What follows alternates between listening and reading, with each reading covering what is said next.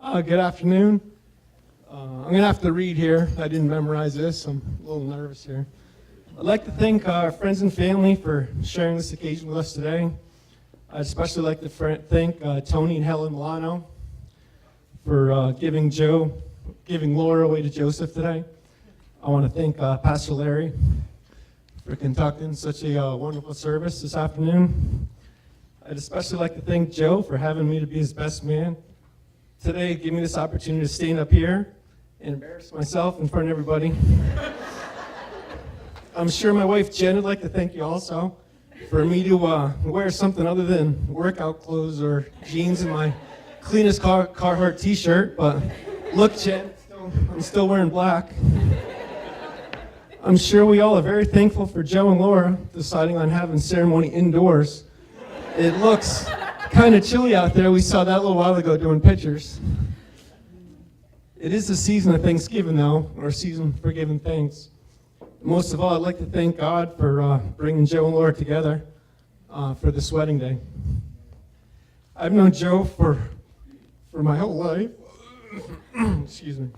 My name is Rich Albert. He's one of my many big brothers. We are only separated by 11 months and 20 days or so. We're in the same grade and sometimes same class ever since first grade. We competed and fought about everything. As we were growing up, being a little older, he was always a little bigger and stronger than I was. He still is a little bigger. I believe all the competition has finally come to an end since he called me about a month ago and he told me I was going to be the best man. So the competition is now finally over.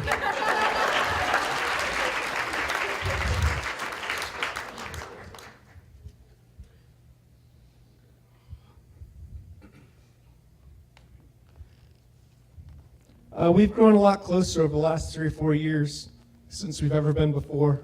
We've even completed a few projects together with my family, my wife and children. We began reattending our home church in North Thornton, but as age crept up on us all, I've noticed something was missing.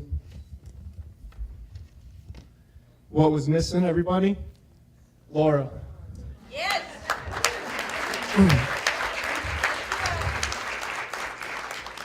When Joe first introduced me or told me about Laura, he said that he met her online on ChristianMingle.com. He also said that she sang. I still haven't heard her sing yet. Maybe tonight we'll get a taste of that.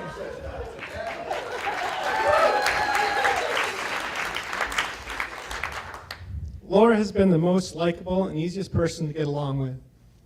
It seems as though we've known her for years.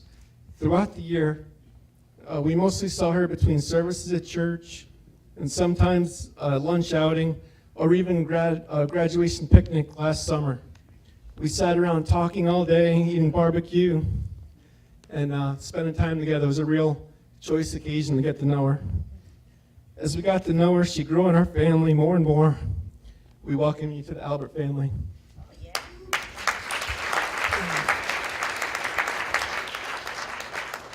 I've noticed a lot of similarities between the two over the last year, and mostly that is their love of the Lord Jesus Christ. I've noticed a few differences also, but these can be overcome as they mature. See, getting married in the early 30s,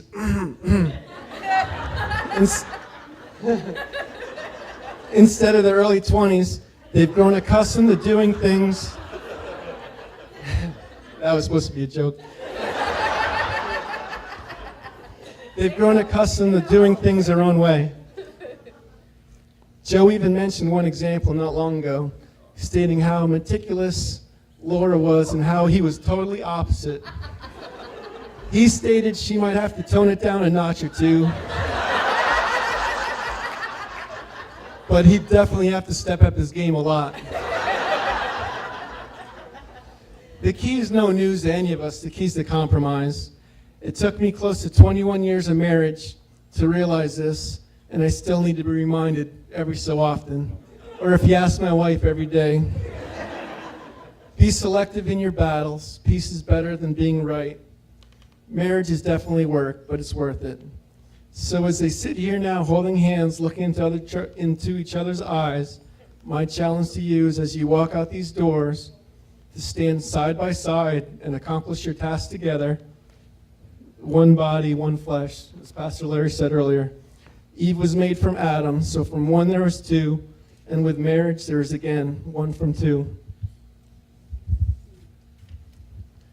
A few tidbits I found online from the Bible tells us we are to love our wives like Christ loved the church, and unconditional love no matter what.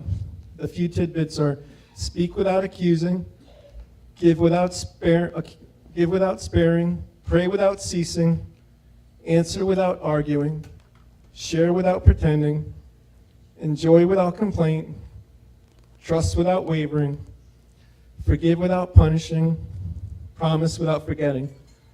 I'd also like to share a passage from 1 Corinthians, but Pastor Larry read the same verse earlier, so I'll skip that. I propose this toast to the bride and groom that started today. A new chapter in their life begins. Let their vows be a strong foundation on which your life together will be built. Let us lift our glasses and salute.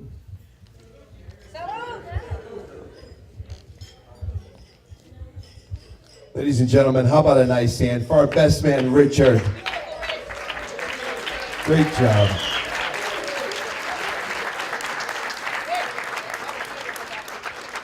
Did he really say bride and gloom?